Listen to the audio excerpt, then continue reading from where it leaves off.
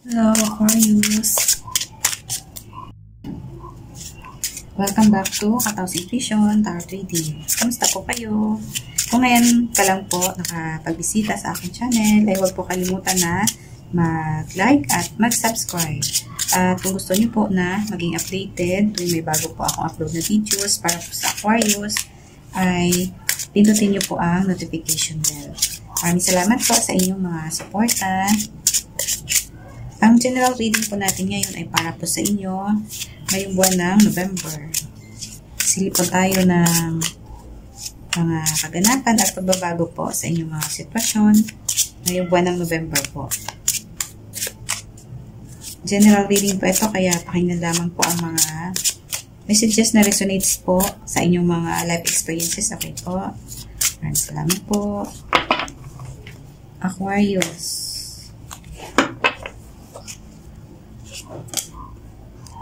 Umikot.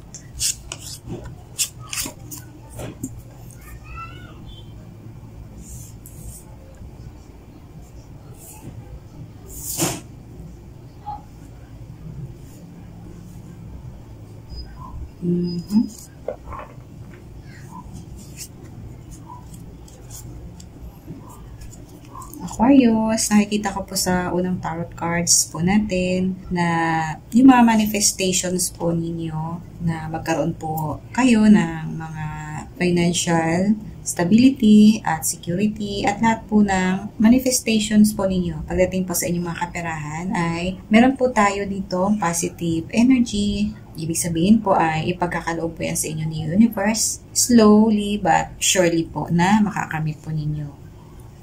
Kailangan lang po ninyo na maging matyaga po. Keep moving lang po kung medyo matagal po ninyo bago makamit yung inyong mga financial windfalls na inaasam-asam po ninyo. So, nagpapakita po itong dasan ng isang positive energy po para po sa inyong manifestations or sa katuparan po ng inyong manifestations.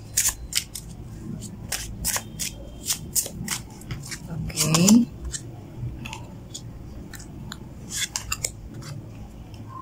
Kaya, slowly but surely po.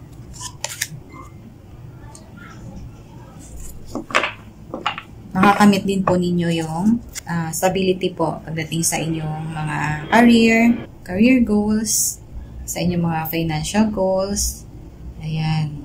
So, ito po ay nagpapakita po ito ng magandang opportunities po. Or yung mga opportunities na dadating po sa inyo, ayan po yung magbibigay po sa inyo ng financial stability at security, happiness.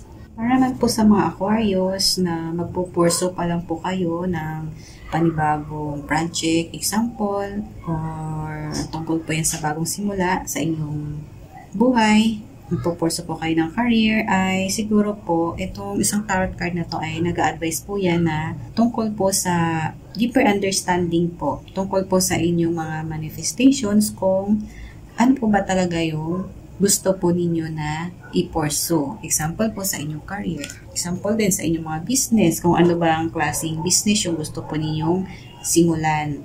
Kung gusto po ninyo ng mga may partnerships. So, pwede na iba po sa inyo ay ganun po. Magkakaroon po kayo ng bagong business venture po na merong mga partnerships. So, yun po. Nag-advise po ito na kailangan po muna ninyo na magandang pag-uunawa tungkol po sa inyong mga plano bago po ninyo i-pursue yung isang bagay o yung goal po ninyo.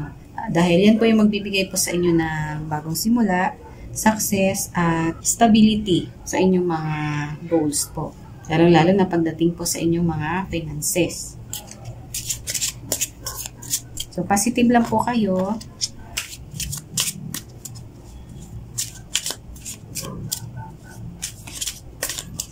Huwag po kayo mawala ng pag-asa para po sa iba na medyo mabagal po yung usad ng pag-asenso sa inyong mga business o mabagal yung usad sa pag-abot ng inyong mga pangarap sa buhay. Part po yun ng proseso. At nakikita ko po dito sa inyong tarot card na may tamang oras po para sa inyong pag-asenso po. may tamang oras para po maabot ninyo yung inyong mga goals na magkaroon po kayo ng financial stability. At isang araw po ay talagang maabot po ninyo yung inyong mga pinagdadasal na magkaroon po kayo ng financial abundance, material wealth. Kaya take your time po sa mga magkakaroon pa lang po ng bagong simula dahil ang inyong po mga magiging hard work ay magkakaroon po ng magandang outcome. Aanihin din po ninyo yung resulta. Positive energy po ito para po sa inyong mga goals. Na ang inyong mga goals po na iyan na matagal nyo na pong minamanifest, pinagdadasal, ay magkakaroon po ng positive outcome. Ito po ay nagpapakita po ito ng blessing ng inyong hard work. So ito po ay nagpapakita po ito ng isang magandang action na para po kayo, kumikilos po kayo papunta sa inyong gustong direction. At yan po ay direction na para po sa inyong mga manifestation sa buhay. So, magiging successful po kayo. Kailangan lang po ninyo na maging matyaga po. Kailangan lang po ninyo maging matyaga sa pagpurso at pag-abot po ng inyong mga pangarap sa buhay. Kung ano man po yung pangarap ninyo na gusto po ninyo na magkaroon ng magandang outcome, gusto po ninyo na maging successful, ay ito po kayo. So, at kung ano man yung minamanifest po ninyo ay nakadepende po yan sa inyo kung paano po ninyo abutin. Dahil kayo po yung magician ng sarili po ninyong buhay. Pwedeng may konting kabagalan lang po sa pag-abot ng inyong mga gustong maabot sa buhay, pero nandyan po yung success, financial abundance, at nakakaroon po kayo ng maliwanag na future. Successful. Lalo na pagdating po sa inyong mga finances, sa inyong career, sa inyong mga trabaho. Kaya go for your dreams lang po mga Aquas.